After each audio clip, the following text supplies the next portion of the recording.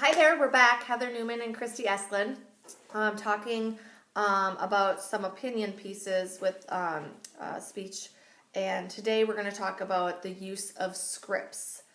Some people probably don't even know what a script is. Why don't you explain So it? by a script, what we mean are these short works that are now being published specifically for this arena, for this type of forensics competition at the high school level. So they tend to be short play scripts for the most part. Very often they're written as play scripts with stage directions and, everything already composed as dialogue between the characters. And there's a market now for them to be out there published, and a lot of them are readily available you can find them through a number of search engines when you're searching. Right. So the question often comes to Kristi and I about, what do you think about scripts? What is your opinion?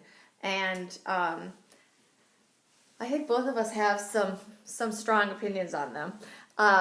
Do you want to go first? I'm actually not opposed to them. I think particularly given the constraints, the time constraints, the limitations in how purist the sport is, where we're not using costumes, we're not using props for the most part in our interpretations.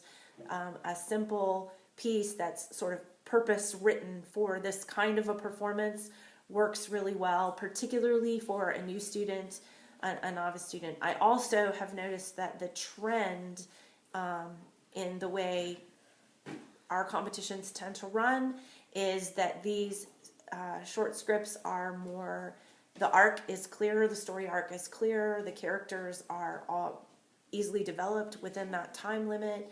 You don't have the twisting, complicated plots that you have of a long classic work. I think it's very difficult in the current competitive climate for, a big, heavy work to be effectively cut in such a way that it's easily accessible to the judge pool that we're dealing with, and as a script is very often so easily acceptable, and it's written with that. Now, short stories that are out there, even the classic short stories, very comparable to what you would find in a short script. So I'm not saying that there's an unfair comparison by any means. So I think they're a part of what we're choosing from now. I really do. Yeah, I would say that I'm not opposed to them, but I think that when you choose to do a script, you lose a whole level of learning value that comes with cutting your script to really figure out that story arc.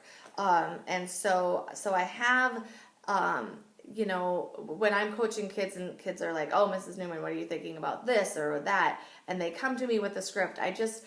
There isn't a whole lot of meat and potatoes when you're coming with a script. It is 5-6 pages of materials when you're looking at it comparatively to, even a short story that's 20 to 50 pages long. You have just the depths of emotions and whatnot, and so I look at that. I look at the lack of creativity when it comes to creating that scene. Most scripts, and we see them a lot, look the same every year. Good scripts that that you're going to see every other year, sometime in your region you'll see it every year.